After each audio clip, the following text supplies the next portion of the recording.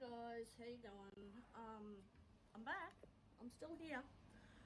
I thought I'd do a video today. I haven't done one in a while. As you can see today, I'm cross stitching. This is the kit I'm doing. I've been doing this for about 12 months and I haven't got very far. This is my very first cross stitch that I've ever done, so it's taken a while. I just thought I'd give you a quick video, which will probably turn into about an hour long, as my videos do. I think, 10-minute video, and then I end up on here for about an hour.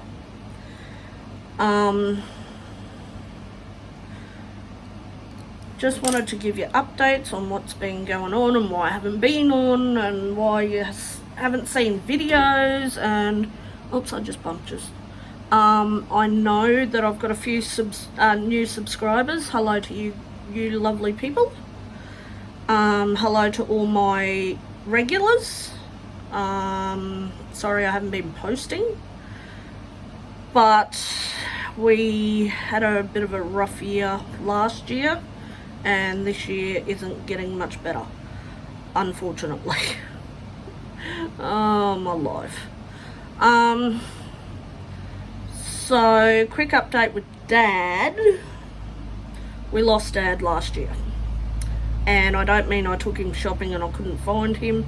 I'm sorry, I got a twisted sense of humour.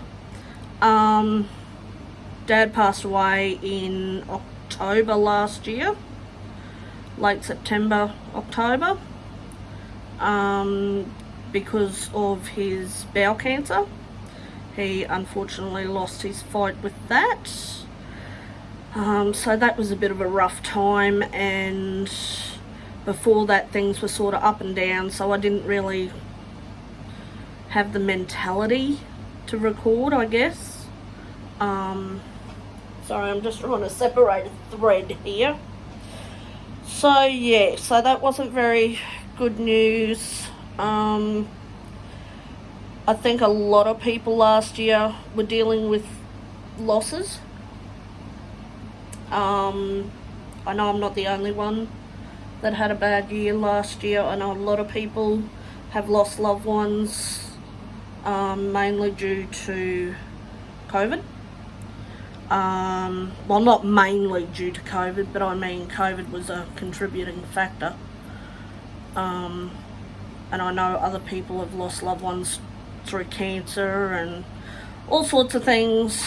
I know I'm not the only one, but so that's why I haven't posted much. I am still diamond painting occasionally, but after Dad passed away, I just sort of threw myself into books and I was reading a lot.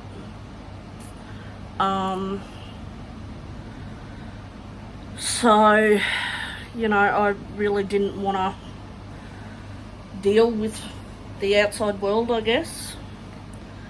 I'm just going to start this. Please don't look at the back of my canvas. It's not very neat. Like I said, this is my first cross stitch. So, from word go with this, well, second canvas. The first one was a counter cross stitch. Didn't know what I was bloody doing with that thing, and I ended up throwing that, and it was only about a quarter of the size of this.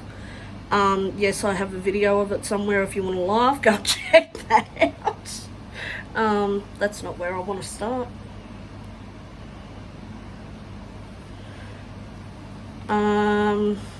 If you can see all the dirty marks on my canvas, I apologise. Like I said, it's been in and out of the bag and rolled up and on Q-clip things, what do you call them, Q-snap frames and all sorts of things. Well, what am I doing? Get your shit together, Lana. So yeah, it's a bit dirty, this old canvas. So, but I want to finish it this year, so I'm doing pretty good. That butterfly there I've done in the past week. So, you know, I'm not doing too bad. I don't think I'm doing too bad. So last year we lost Dad to his bowel cancer, and now this year I was hoping it would be a bit better, but it looks like Mum may have her lung cancer back. So I'm having a run of it. So now she's on medication. They did x-rays the other day. I had to call an ambulance for her a couple of nights ago because she'd woken up and she couldn't breathe.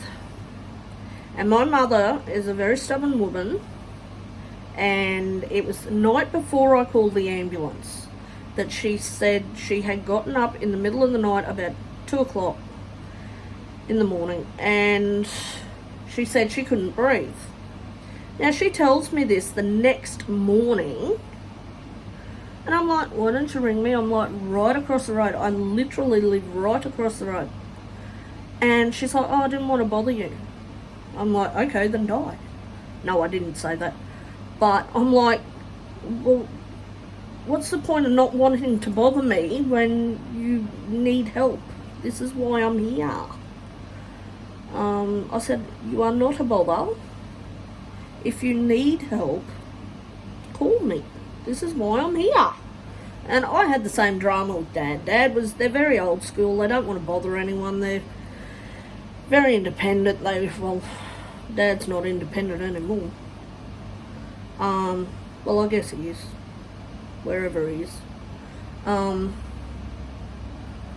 But so the second night Mum woke up and she couldn't breathe, and I'd been out with a friend over at a friend's house, and they were dropping me home, and their daughter went, oh, your mum's lights are on, and it was like 12:30 midnight sort of thing, and I'm like, that's not right.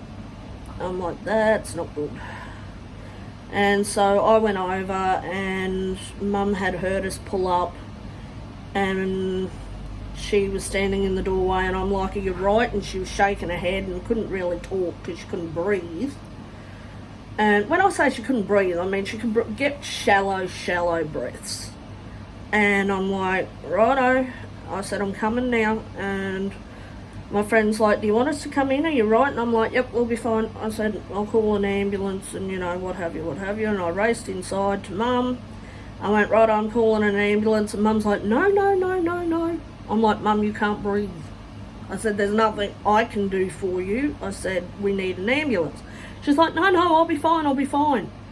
And she's getting around. She's trying to turn the fan on. Like, Mum's 74. And she's been a bushie all her life. Like, we live in Australia. The heat is just, it's always been hot. Even in winter. You might get a couple of cold nights during winter, but that's about it. Apart from that, you're in shirts and shorts. And so Mum's trying to turn a fan on. She didn't have one air conditioner going in that house. It was hot as all buggery. We'd had clouds coming up. Can you even see what I'm doing? I hope you can see what I'm doing. We had clouds coming up, and it was very muggy, and we'd had rain and things like that, and it was just horrible weather. And I think that might have contributed to Mum not being able to breathe properly. And she's like, no, don't call an ambulance. And I'm like, okay. I'm sitting there, I'm keeping an eye on her, and she was that out of breath that she couldn't even plug the fan in, excuse my shakes, plug the fan in properly to turn it on. She had to stop what she was doing and just sit down. So I put the fan on for her, and I sat there with her, and I'm like, Mum, let me call an ambulance. She's like, no, I'm fine. And I sat there with her for a bit, and she couldn't talk. She flat out breathing, and because she was having difficulty, she started having anxiety. And so I'm sitting there and I'm just waiting.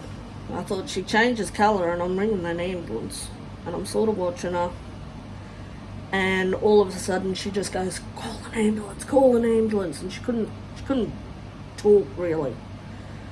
And I went, righto, and I got her on the front step so she could get fresh air, and I rang the ambulance came up, and we got her in the ambulance, and they hooked her up to a nebulizer.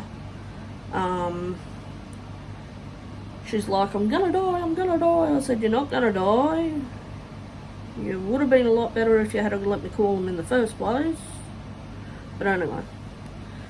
And so, off to hospital she went. I called my partner and he came over and drove me up to the hospital. And within an hour, we had her back home. She was alright. Now, mind you, my mother has had lung cancer before. She has been a smoker all her life, basically. When she had lung cancer about 15 years ago, and they operated, she never had chemo, they operated, she'd lost a quarter to half her, so about a third of her left lung. Don't go through that hole, you dickhead.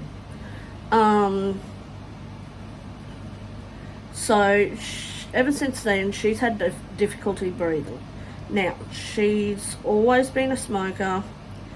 She got her lung cancer. What was the first thing she did? She needed a smoke. She had her operation. What's the first thing she wanted when she came out of it? A smoke. And I've just gone through the wrong hole again. So I took Mum home from the hospital the other night, and I said, righto, well, I'll stay with you tonight. Am I still in frame? I am still in frame. I said, I'll just go over, I'll grab my dog. I've got a new dog. He's probably about 6 months old, 7 months old now. He'd be older than 6 months. 7, 8 months old. He's a pit bull cross staffy. Beautiful dog. But I said to Mum, he can't leave my side. He frets without me. He's big soot. We've named him Duke. But anyway,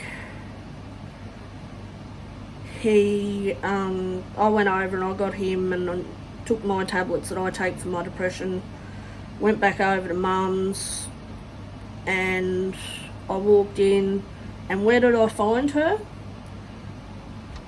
In the kitchen, having a smoke. The bitch has just come off freaking oxygen and nebulizer, and she's having a smoke.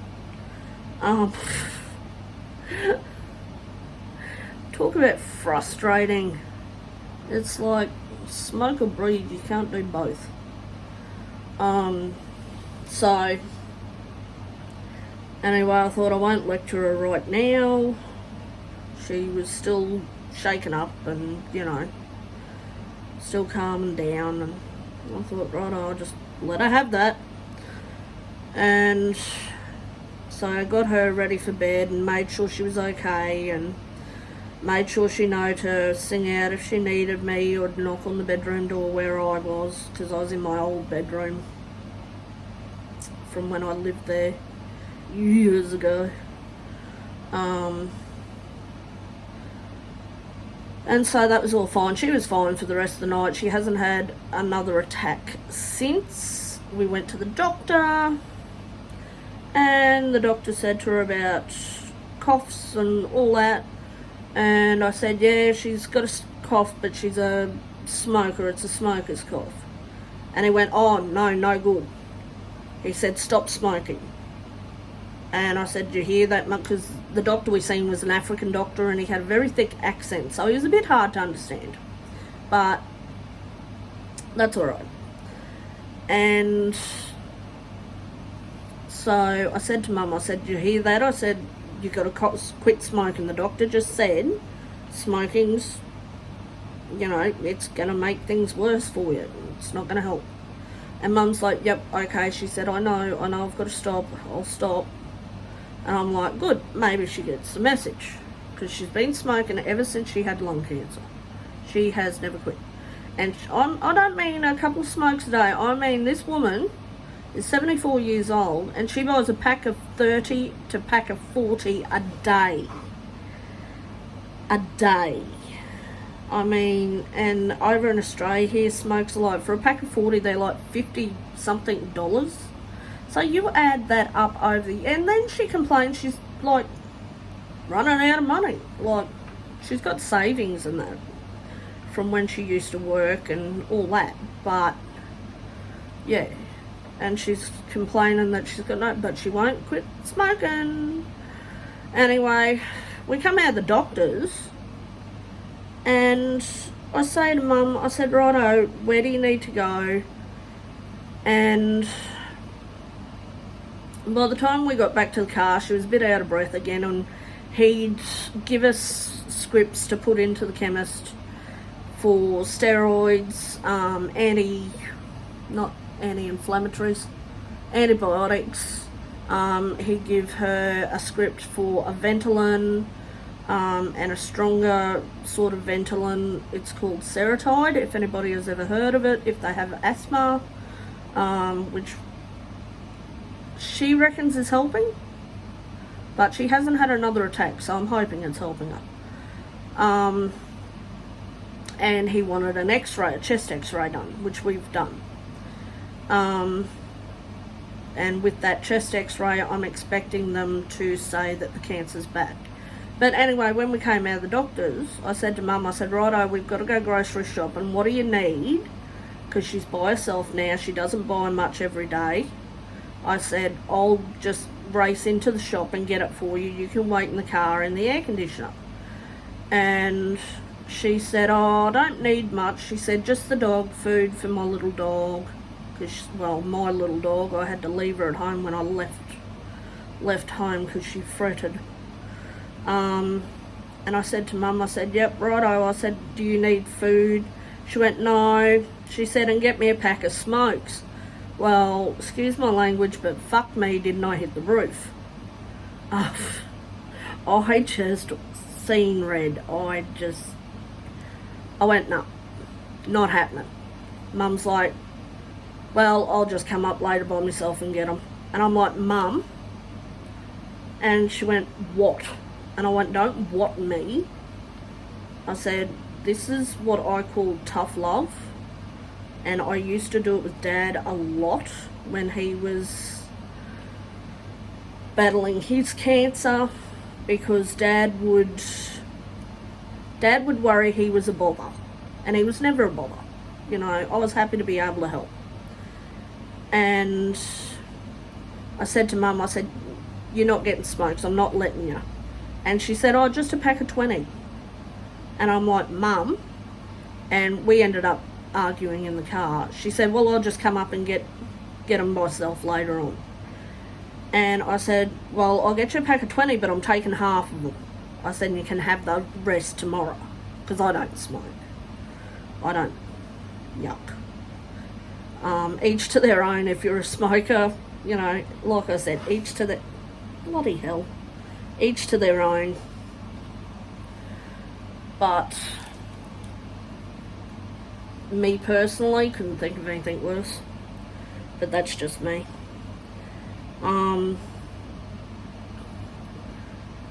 And she said, well, you take half, I'll just come up and get another packet later anyway. And I've just looked at her, I've gone, God, you're a stubborn bitch. Like, love you to death, Mum, but you're a stubborn bitch. And I ended up in tears in the car. I'm like, we've just gone through everything we did with Dad. I said, and you're gonna do this to me now? I said, please don't. I said, I just can't do it. Not again. But she has cut back on her smokes, which is good. So I'll give her about a week if she lasts that long.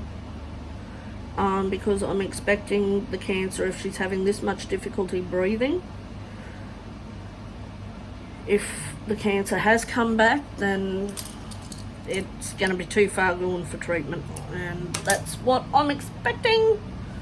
So yes, and even if there is treatment that she can get, she said that she's going to refuse it anyway because she's already done the whole cancer thing. She doesn't want to go through it again, which is fair enough. You can't force her, and I understand that. So, you know, it's up to her. So that's what I'm dealing with at the moment. How y'all doing?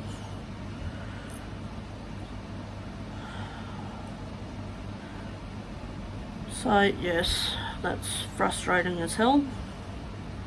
So I am expecting to lose my mother this year.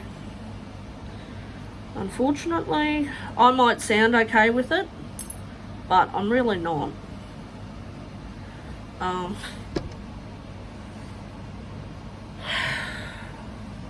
It's very frustrating, very frustrating. So that's why I haven't been doing much on my channel. I'm just trying to find that hole so I know where to tie it off at the back. And I'll come up through there.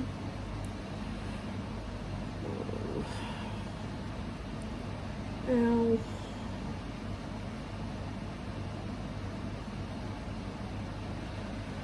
So I haven't really, like I said, haven't really been up to doing videos. So that's why you haven't seen me. But like I've said, thank you to those who have newly subscribed. I know I've had a few of you recently.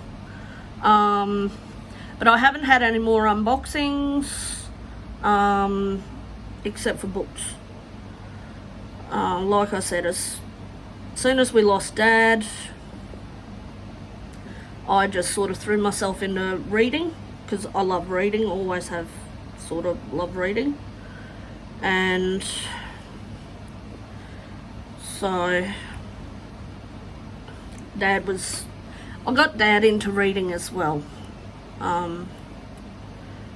Past few years he's really enjoyed books, which is good. He really enjoyed his books.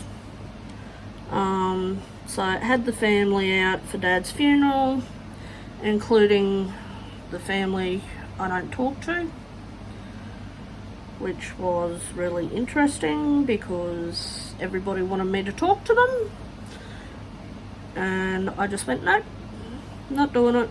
And then at the funeral, because it's my sister, and her kids and her daughter's husband now that I've had drama with when we lived where they are. And so when they all came out,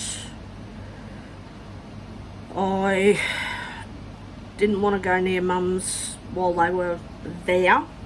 Like, they weren't staying there, but if they were over there at Mum's, I wasn't. Like, Mum wanted to have family barbecue and all that, but Mum understands that I can't deal with them. Me and my sister used to be what I consider close, and then I found out what she was really like when we moved, and I don't know, I'm not going to go into it.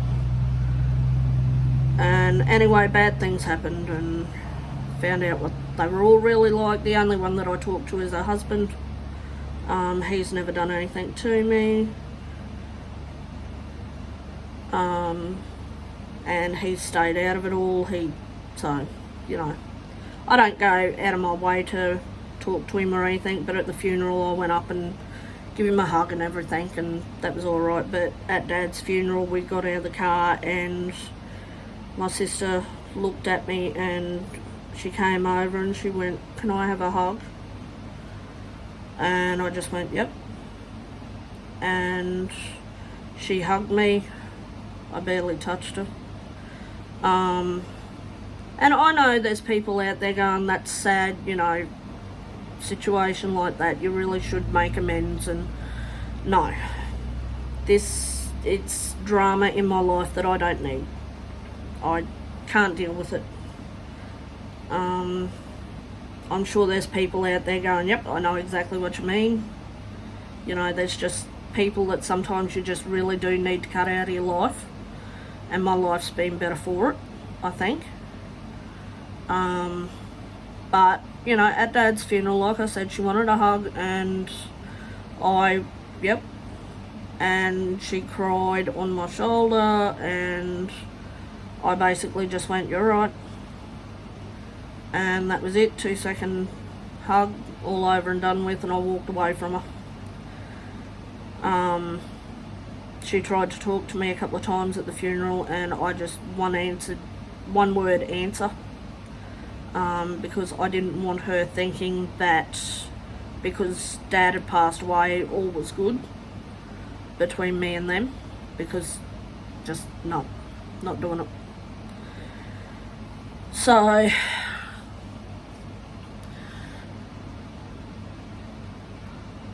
but I was civil and got through Dad's funeral and went to the wake with Mum. I took Mum to the wake, and we sat with Mum's family that had come out for the day from Emerald. And at the wake,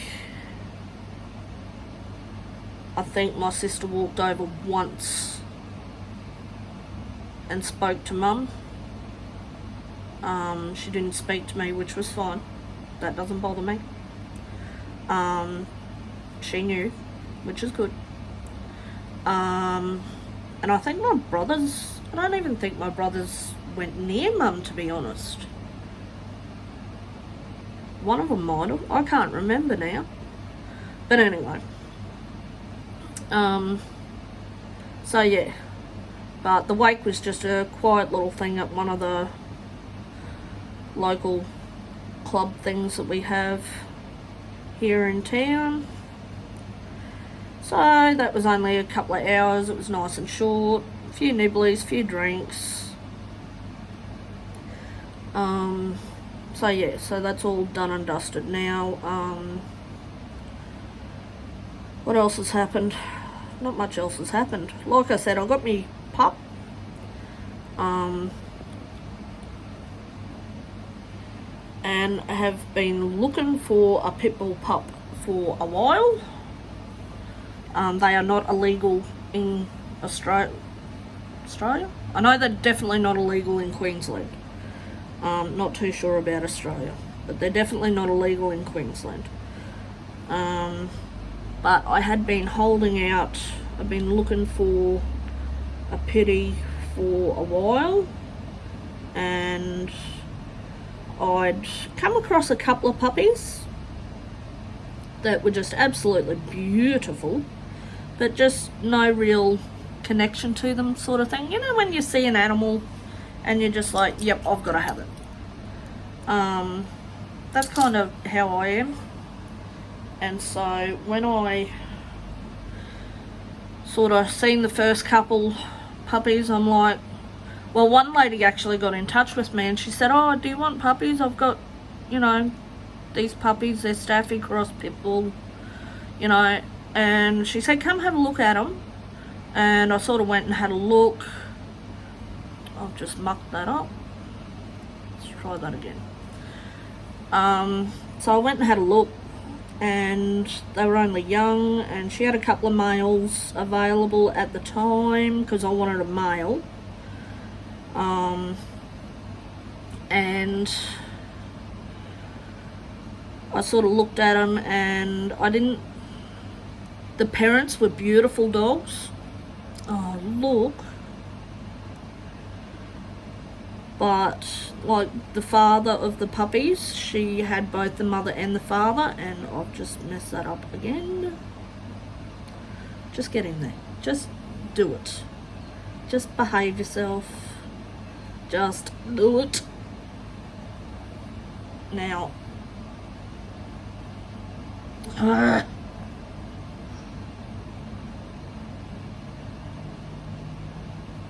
Hold on, guys. Let me focus. Let me focus.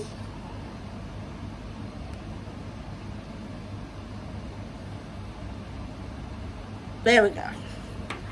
Okay, now, shit. Where'd I get that one? There, yes, that's fine. Okay, back to my puppy story. Something a bit cheerier.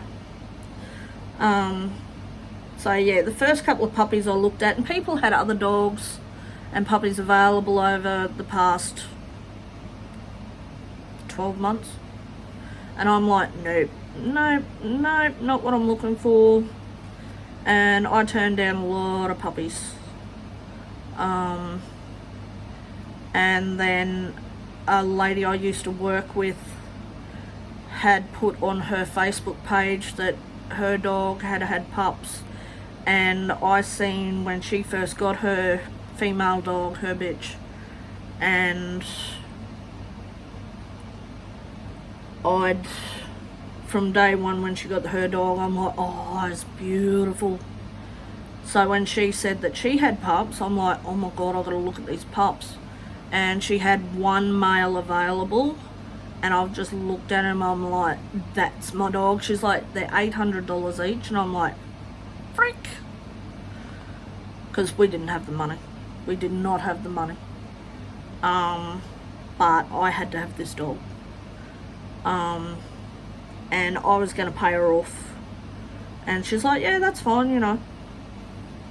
And Mum went, no, you're not going to pay her off. I'll give you the money. You just pay me back. I'm like, okay, fine. Excuse me. I'll get a drink.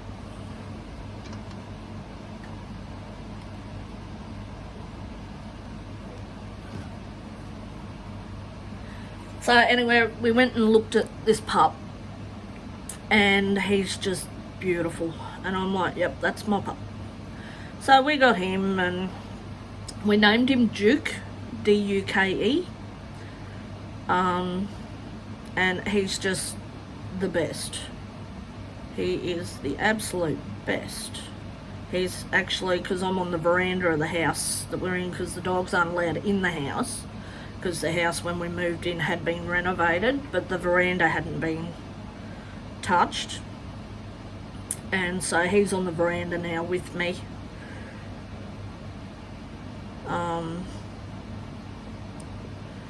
He's asleep at my feet.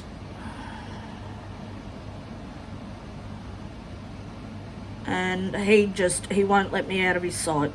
Just from day one. That's the only time he has ever whinged or sooked, is when he can't find me. Even if I leave him with my partner, he'll just sook and whinge because he just wants me.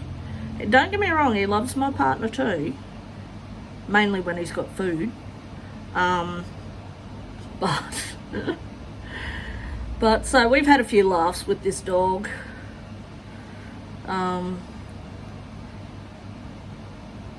Since we've had him, and he's just I wouldn't swap him for the world now. Would not swap him for the world. But the only thing that I've got to watch with him is he tends to be a bit, not aggressive, well, yes, aggressive towards other dogs, but only when he's jealous. Like, I take him over to my friend's place and he plays with their dog, and he, you know, you say you're going over there and you say their dog's name. I won't say it because he's asleep at my feet and he'll jump up. And he gets all excited, like, we're going somewhere, you know. And we go over and they play like happy as anything. But it's been a couple of times where we'll be sitting there and we'll be having a cold drink or something, and I'll get some ice out of my glass and I'll give it to him, and then go give their dog some ice as well, and my dog will get jealous and he'll sort of go for their dog, and they end up in a big old blue and you've got to break up a dog fight. and then I had him over at Mum's the other night, and because Mum's got the little dog over there, it's a little foxy cross, and I don't know why Mum had given him a biscuit, and he had gone to come back into the lounge room to me at Mum's, and Mum's little dog Gracie, she had gone to run through into the kitchen, and for some reason he just flew at her, just tried to tear into her and that, and I had to race over and break him up, and he just sort of had a bee in his bonnet that night, and then got up the next morning because I stayed with Mum a couple of nights. That was after I had to call the ambulance, and stayed with Mum for the next few nights. And he was fine the next morning with the little dog, you know. He was running around and running past her, and because she's an older dog, she doesn't like to play. She's not very playful. She'd rather sit on your lap and get cuddles and pats and stuff. And so he was just running past her while she just watched him, and he was fine. So I don't know what the little tantrum was the night before that, but yeah, so I've just got to keep an eye on him. He hasn't actually hurt another dog, and he's never gone for my dogs. Like, I've got 3 including him, so I've got him and the 2 girls, and he's never hurt one of my dogs. He's never even looked like he's going to hurt one of my dogs, though he's grown up with my dog, so that would probably most likely be why. I'm not a dog expert. So, yes. But you get a laugh out of him. He is such a sook. He is a big doofus. Big doofus. But like I said, I just wanted to quickly jump on here, which, like I said, hasn't turned out that quickly. And just let you know why I haven't been on. And so my videos will still be coming, but they'll be coming very sparsely. Is that the right word? I won't be doing many. So, but if you want, I can keep this updated on Mum. But yeah, so we'll probably get the x-ray results back this week, and we'll find out what's going on. Like I said, I'm expecting the cancer to be back, and if it is, it won't be treatable. Even if it is treatable, oh, I've got a big mess there. Even if it is treatable, Mum doesn't want to be treated. She doesn't want treatment, and that's fine. That's up to her. Now I've got to thread that needle again. So yeah, so I'm expecting hospital visits and all kinds of things,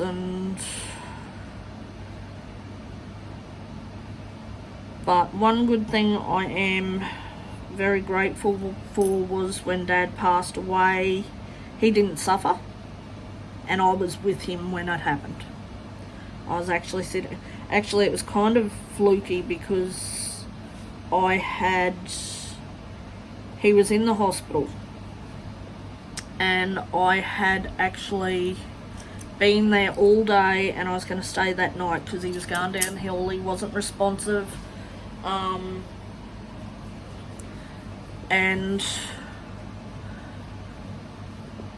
it was that night. It was about 10:30, and I thought, right, I'll try and get some sleep.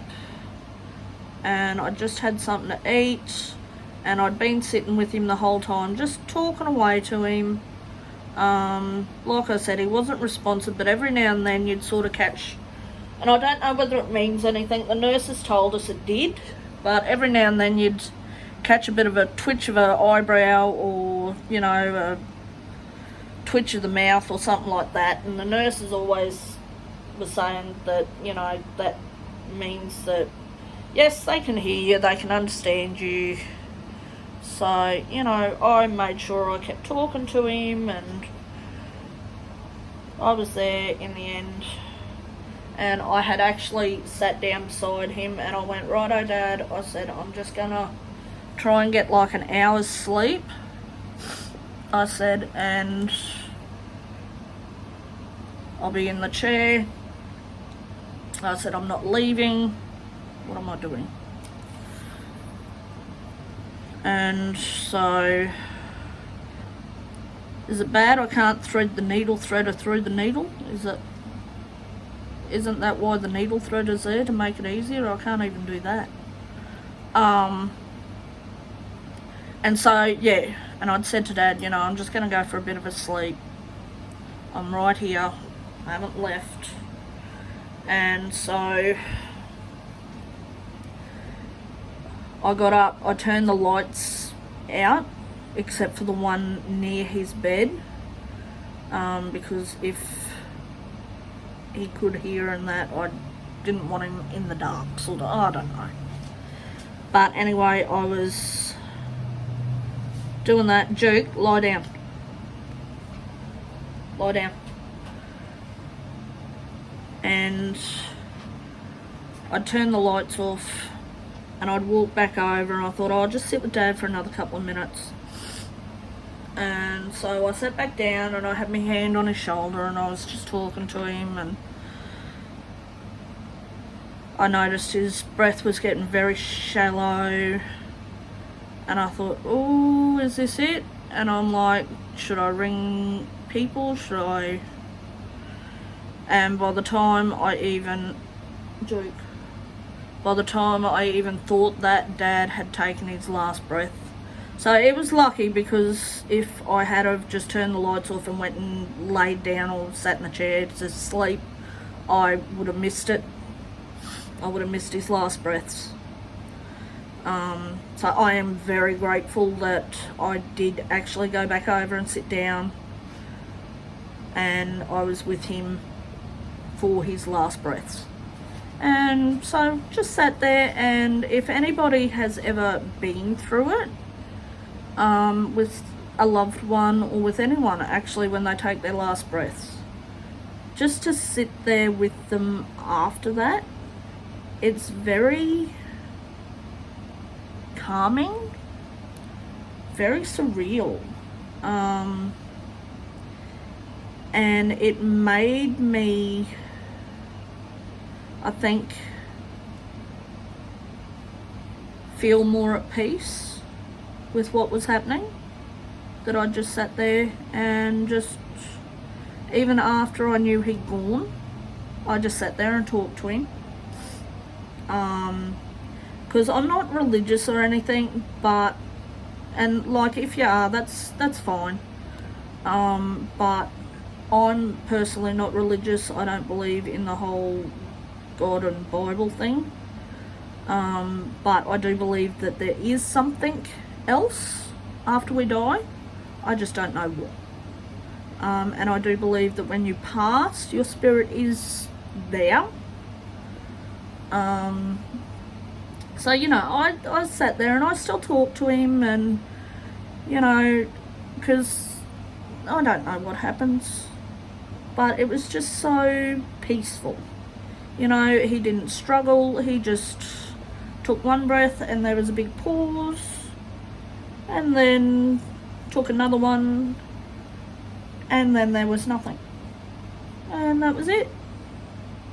And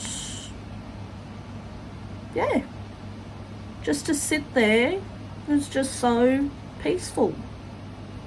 It was surreal. If anybody's ever gone through it, I'm sure you know what I mean. And to talk about it, like, I'm not even upset. You know, I miss Dad, love Dad to death. Poor choice of words. But, you know, yeah, so that was that. And I still think about it. I'm just so grateful that I was there, because that was like closure. for me. Unfortunately, Mum had gone and seen him that morning, but to see him the way he was, unresponsive and just lying there, she couldn't handle it. She was too upset, and I asked her whether she wanted to go back later on, and she said no. She couldn't do it. She didn't want to remember Dad like that, and which is fine. That was her way. But in a sense, I'm glad that it was just me and Dad at the end, because it was always me and Dad, I guess. Like, my older brothers and sister, they had a different upbringing to what I did, because there's such a big age gap between me and them. There's like 15 years between me and my next sibling. Mum had lost a baby in between. So by the time I came along and I was growing up, it was a very different lifestyle compared to because when my siblings were younger, Dad was a truck driver, or a machinery operator I should say, out in the bush, and Mum used to be out there with the other 3 kids, my 3 siblings. So I never had that upbringing. They had a very different upbringing to me. The boys were sort of brought up around machinery. Yeah, Mum had a bit of a hard life out there, with living in a hot caravan and no air conditioning, and, you know, cooking for all the guys out at the camp. And so by the time she went, nope, you know, I want to be in town, they bought a house. And Dad had got a job in town, and Mum went, right, I want another baby, and here I am. And yeah, so, you know, by the time I was growing up, Dad wasn't working as long hours like he was out at camp. So Dad could do things with me, like take me fishing, and, you know, we'd go out to the dump together, out to the tip, and, you know, we'd go for drives, and yeah, it was always sort of me and Dad. And, you know, we'd go over to my sister's place because she was married with her own kids by that time. I think I'm more to her kids' ages than I am to my siblings. Because they were all grown up by the time I basically was getting older, and they all had moved out, had their own families. So yeah, I had a very different upbringing, and I mainly had Mum and Dad to myself when I was growing up. So it was always sort of me and Dad. Wherever Dad went, I went, sort of thing, on the weekends. And yeah, so what am I doing? I've lost what I'm doing. But anyway, so that's what's happening. I don't know where I was going with that story, but anyway, I can't remember. I've lost my train of thought. But I just thought I'd give you a quick little whip and chat, I guess, about what's going on, why I haven't been on, like I said. Yeah. I hope everybody's doing their crafty things and still enjoying it, whether it's diamond painting or cross stitching or felting. I might do another felting video one day. Where is it? I made, not long ago, I'll show you a few little things I've made actually. Where are they? If I can find them in amongst my mess. So I've made, this is my little gnome that I made out of felt, and my little felting gnome. It's got little foots, a little hat, a little nose. So yeah, my little gnomey.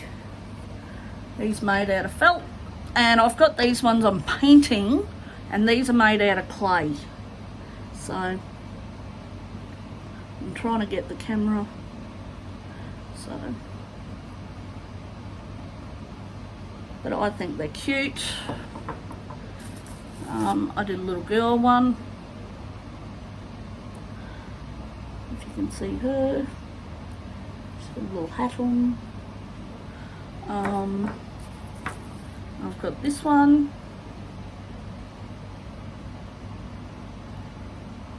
These little noses. Like I said, these are just clay ones. I've got to paint them. Another girl one with pigtails, so when she sits, her pigtails are along the ground. So yeah, and I'll paint her up. I've got another one here. I've got to paint his little flower on his hat. So yeah, so they're my little clayware. Oh, and I did a little mushroom too. He's cute as.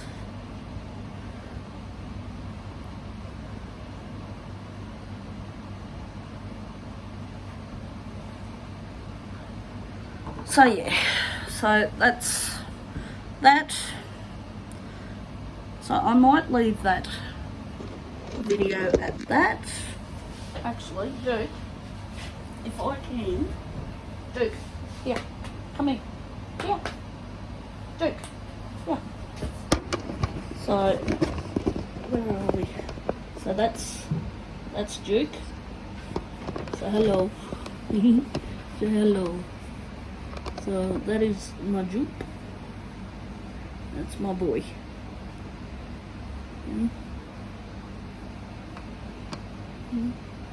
Say hello, everyone. Say hello, everyone. So that's my Duke. Righto, guys. If you're seeing that mess over there, just ignore it. Okay, I'm going to leave the video at that. I do want to get Duke back here. Oi!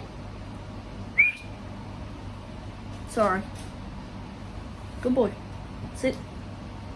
Good boy. I do want to get some more cross stitch. At the moment I'm really into my cross stitch. I'm learning a few different tips and tricks and things to do with cross stitch. So yeah, they're my, like I said, mind the dirty marks on my cross stitch. If anybody can give me any tips or tricks or anything, I don't plan on doing counted cross stitch. I just like the printed cross stitch at the moment. I don't think I've got the patience for counted cross stitch. I just like to sit and do whatever I'm doing. So yeah.